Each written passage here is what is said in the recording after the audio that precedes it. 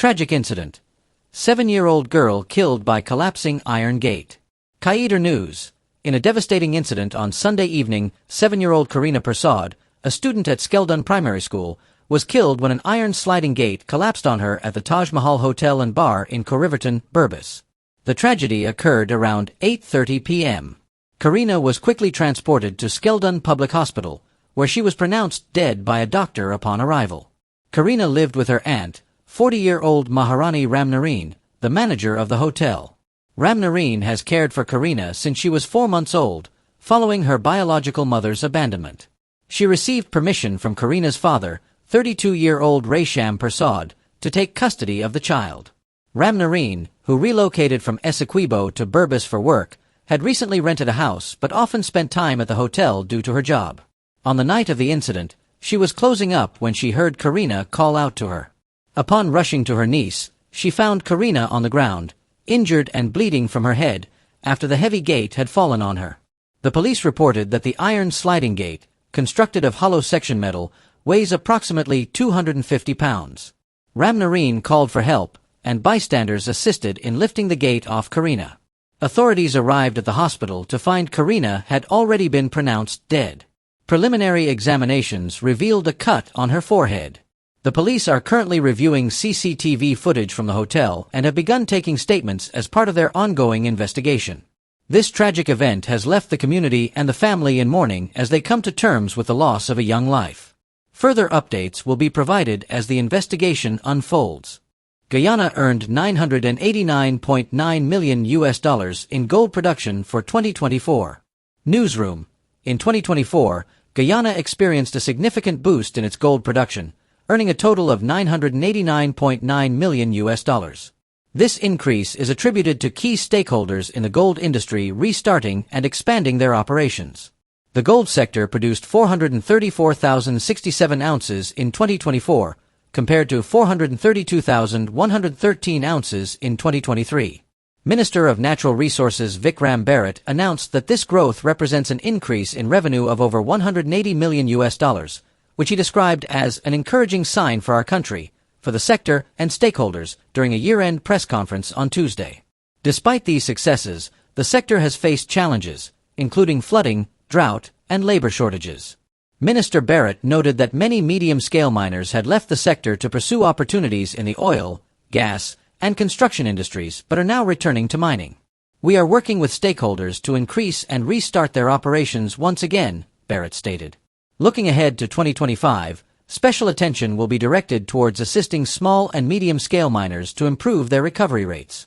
Minister Barrett revealed that, in 2024, small and medium miners achieved only a 40 to 45% recovery rate, while large-scale miners reached a 95% recovery rate.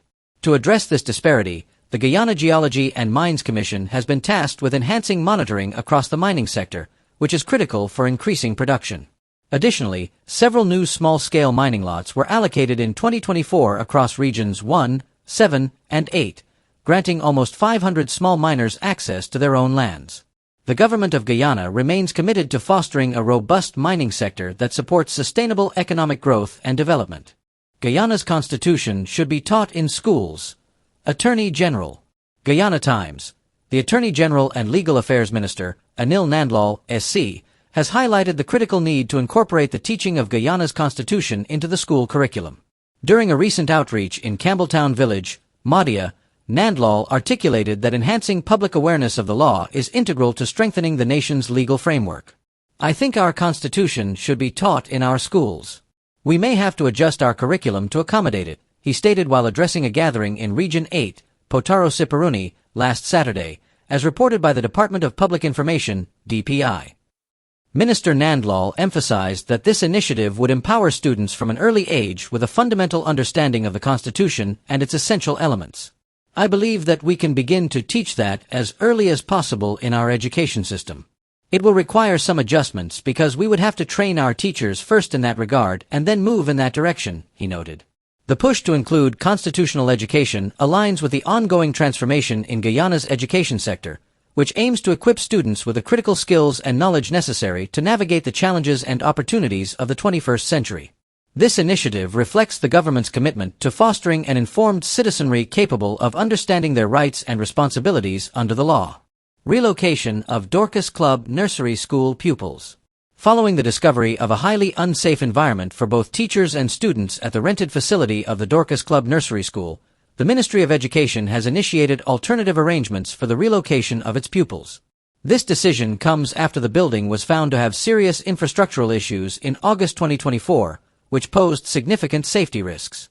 Despite repeated concerns raised to the landlady, no actions have been taken to address these issues. To ensure the safety of the 59 registered children and their teachers, an initial plan was developed to relocate the children to a nearby nursery school with available space. However, upon further review, it was determined that only 16 of the 59 children lived within the Dorcas Club catchment area. The remaining 43 children reside within the catchment areas of 7 other nearby nursery schools, indicating that they would be closer to their homes at those institutions. After 2 consultations with parents, it was decided that the 43 children outside the Dorcas Club catchment area would be placed in the nearest available nursery school to their homes. For the 16 children from the Dorcas Club catchment area, recommendations have been made to transfer them to suitable nursery schools closer to their residences. To facilitate a smooth transition, all receiving schools have confirmed their capacity to accommodate these pupils. They have also agreed to allow the children to wear their current Dorcas Club uniforms, ensuring that parents will not incur any additional expenses. The Ministry of Education is committed to maintaining open communication with parents and guardians. A follow-up meeting will be scheduled to provide updates and address any remaining concerns. The ministry remains dedicated to the safety and well-being of every child and appreciates the cooperation of parents as we work to ensure the continued provision of quality education in safe and conducive environments. Guyana could face more migrants from Venezuela as crisis deepens in the neighboring country. News source Guyana. As the social and economic crisis in Venezuela continues to escalate, Guyana is bracing for an influx of migrants seeking refuge. Minister of Home Affairs, Robson Ben, expressed concerns about the growing number of Venezuelan migrants currently residing in Guyana, which has surpassed 30,000. Minister Ben indicated that the situation is likely to worsen, stating, "We will have another flood of migrants in desperate circumstances coming from Venezuela." He noted that many Guyanese nationals who still reside in Venezuela may also be forced to leave, potentially facing even greater challenges than those who arrived previously. The United Nations UN Refugee Agency has identified Venezuela as experiencing one of the largest displacement crises in the world. Factors contributing to this crisis include rampant violence, inflation, gang warfare, soaring crime rates, and critical shortages of food, medicine, and essential services, driving millions to flee. In response to the evolving situation, Minister Ben assured that the government of Guyana is closely monitoring border developments and implementing measures to address any potential issues or threats. "We are providing support to many of the migrants," he stated. The minister highlighted the collaborative efforts of the Guyana Police Force and community policing groups, which are actively involved in security screenings and information gathering related to the challenges posed by the crisis in Venezuela. "We are monitoring the situation concerning what may arise as a result of the fallout from the crises in Venezuela," he added. With President Nicolas Maduro recently sworn in for another term amid threats of increased international sanctions, the situation in Venezuela could deteriorate further. The United States has already offered $25 million for Maduro's arrest, underscoring the serious nature of the crisis.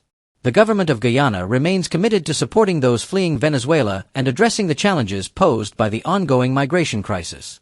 Government to build 3 more free public studios for Guyanese artists. The government of Guyana is taking significant steps to bolster the local music industry by planning the construction of 3 additional state-of-the-art recording studios, which will be available free of charge for local artists. According to the Ministry of Culture, Youth and Sport, these new studios will be established in designated areas in regions 2, 3, and 10. A similar studio has already been constructed in Region 6 and is currently in the contracting phase before becoming operational. Subject Minister Charles Ramzan emphasized that this investment aims to enhance the sound quality of locally produced music. The goal is to provide musically gifted Guyanese with the support they need to explore, advance, and develop their craft, he stated during a year-end press conference. Minister Ramzan acknowledged that while infrastructure is important, consistent effort and backroom work are essential for achieving quality outcomes. The ministry is committed to providing the necessary support, he added. In 2024, the ministry held workshops designed to help local artists hone their skills. These sessions were led by experienced overseas musicians, covering topics such as stagecraft, performance, music production, audio engineering, and songwriting. This initiative was complemented by investments in local bottom-house studios, allowing singers to record music at little to no cost, rather than paying between $40 to $60 in private studios. Guyana's music is gaining recognition across the Caribbean and in North American and European markets, with chutney music emerging as the most popular genre. Artists like Samuel Metis and Calvin Burnett are making significant strides internationally, with their work being featured on the Caribbean's top 10 list. Minister Ramzan described Guyana's music industry as undergoing a transformative rise, noting that it has evolved from a linear and somewhat stagnant past to a dynamic and growing sector. The Ministry of Culture, Youth and Sport remains dedicated to fostering a vibrant musical environment for all Guyanese artists. Electronic payment of bails and fines at courts possible soon, Chief Justice. In a significant move to modernize court operations, Chief Justice, AG, Justice Roxanne George has announced efforts to implement an electronic payment system for the payment of bails and fines. This initiative aims to enhance the efficiency and accessibility of financial transactions within the judicial system. The Chief Justice has engaged with Minister of Finance Dr. Ashni Singh and Attorney General Anil Nandlal to discuss the rollout of this e-payment system, which is expected to be operational before the end of the first quarter of 2025. The only major matter that is still to be fully addressed is the e-payment system, allowing payments for filing cases to be made via bank cards, bank-to-bank transfers, or other electronic payment methods, Justice George stated.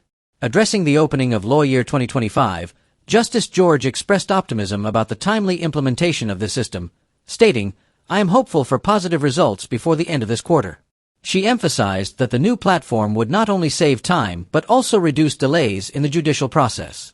The Chief Justice highlighted the broad benefits of the e-payment system, particularly for women and children regarding maintenance payments. With such a platform, we hope to revolutionize the payment of bails, fines, and maintenance. This will especially benefit women and children, as it means that regardless of the location of the person liable for maintenance, they can make payments online as long as they have internet access, she noted. In 2024, the court system began its digital transformation with an electronic court management system aimed at improving the effectiveness and efficiency of judges and court staff. This system enhances case management, ensures timely case dispositions, and allows for real-time monitoring and scheduling of cases. Additionally, courtrooms are being equipped with technology to facilitate recording and virtual hearings, with transcripts becoming readily available to further streamline court proceedings.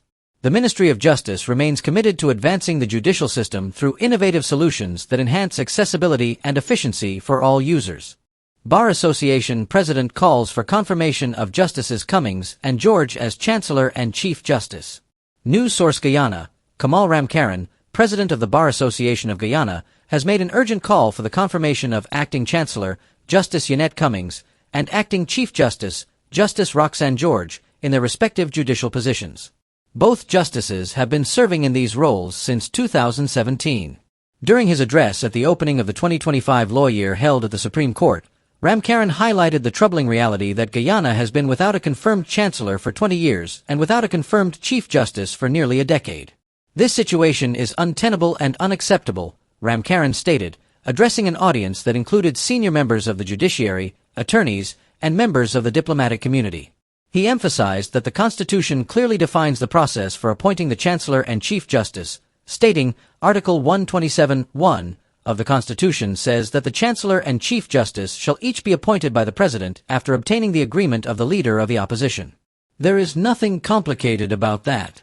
He further remarked on the implications of this prolonged vacancy, noting that a child born when the last Chancellor left office in 2005 may now be completing their university education without a confirmed appointment to the position. This is something that should not be accepted by anyone, not by the judiciary, not by the people of Guyana, not by the lawyers, by no one, he insisted. Ramkaran asserted that Justices Cummings and George have effectively performed their duties without issue and deserve to be confirmed in their roles. He recalled that since 2018, the Bar Association has passed a resolution supporting their appointments, reaffirming that nothing has changed with that position. I believe that the two people performing the roles of Chancellor and Chief Justice should be confirmed in these positions as soon as possible, he added. When recently questioned about the issue, President Irfan Ali indicated that he is still actively considering the situation. Additionally, opposition leader Aubrey Norton previously expressed his support for the confirmation of Justices Cummings and George, reiterating that his support remains in place, while indicating that it is the president who has yet to advance the process. The Bar Association calls for immediate action to resolve this long-standing issue, ensuring that the highest levels of the judiciary are filled by confirmed leaders. Culture Minister calls for in-depth analysis of copyright legislation to support local creatives. In News Guyana, in light of the ongoing discussions surrounding copyright protection for local musicians, Culture Minister Charles Ramsden Jr. has emphasized the need for a thorough analysis before any amendments to copyright laws are made. This statement comes in response to inquiries regarding support for musical artists following the widely publicized Jackie Jack's copyright infringement lawsuit. In September 2024, Jackie Hanover, known as Jackie Jack's, and Ivan Harry, who performs as Divan, filed a copyright infringement lawsuit in the United States against One Communications, Guyana, Inc. and Tanisha de Freitas, known as Nikita. The lawsuit alleges unauthorized use of their musical compositions, Guyana and Oh Guyana, during a rebranding campaign by the telecommunications company. Minister Ramsden noted the complexities involved in how music gains popularity and the potential economic implications for local artists. The joy for musicians often comes from seeing others sing their songs. Music becomes popular through play on radio stations, and we have been encouraging these stations to support local talent, he stated. He further elaborated on the unique challenges faced by the Guyanese music market, which is characterized by its small consumer base and limited financial resources for radio stations and record labels. The undertaking to amend copyright legislation is significant and requires careful consideration of our market dynamics, he added. The minister also acknowledged the current workload of the Youth, Sport and Culture Ministry, particularly with upcoming events like Mashramani, which may impact the timeline for reviewing copyright laws. It's a busy year for us, and while we recognize the need for reform, we must also balance our commitments, Ramsden explained. Vice President Dr. Barrett Jagdeo has previously indicated the importance of reviewing copyright legislation, especially as the country progresses into a more modernized era. In a related initiative, National Events Coordinator Andrew Tyndall announced that the ministry's National School of Music has introduced a new course on the business of music. This course aims to equip industry professionals, including artists, with the knowledge necessary to navigate the complexities of the music business. The Ministry of Culture remains committed to fostering a supportive environment for local artists and will continue to engage with stakeholders to address these important issues. 49 Venezuelans jailed for murders and robberies in 2024. Qaeda News. 49 Venezuelan nationals are currently incarcerated in Guyana for various crimes, including murders and robberies, as revealed by Minister of Home Affairs, Robson Ben, during the ministry's year-in review press conference on Monday. Minister Ben addressed the challenges posed by Venezuelan migrants, stating, "We have indeed a challenging issue in relation to Venezuelan migrants and those who may be forced into certain activities. We had a couple of incarcerations and exploitations, with 49 Venezuelan nationals in the prison." He explained that the majority of crimes committed by these individuals in 2024 involved domestic violence, disorderly conduct, murders, and robberies. Minister Ben previously noted that Venezuelan men had become the fastest-growing group of foreigners within Guyana's prison system. Additionally, he pointed out that the ongoing border controversy exacerbates the challenges of managing the influx of Venezuelan migrants, which, as of 2023, had seen over 21,000 individuals enter the country. Minister Ben expressed concern regarding the rising number of Venezuelan men in the prison system, suggesting a possible correlation with the increasing number of migrants. As of 2024, the total number of incarcerated persons in Guyana stands at 2,032, reflecting a 4% decrease compared to 2023. Among those, 157 are repeat offenders, and 69 are women. The minister also highlighted concerns regarding youth crime, noting that about 17 juveniles are currently held at the Juvenile Detention Center. "They weren't born to be murderers and thieves," he remarked, emphasizing the need for reforms to address these issues. To tackle these challenges within the prison system, Minister Ben indicated that the government has been making substantial investments aimed at rehabilitating inmates. "We want to reduce recidivism in the system by ensuring that upon leaving the prison, individuals are skilled, trained vocationally, and have the ability to engage in lawful economic activities to support themselves and their families," he stated.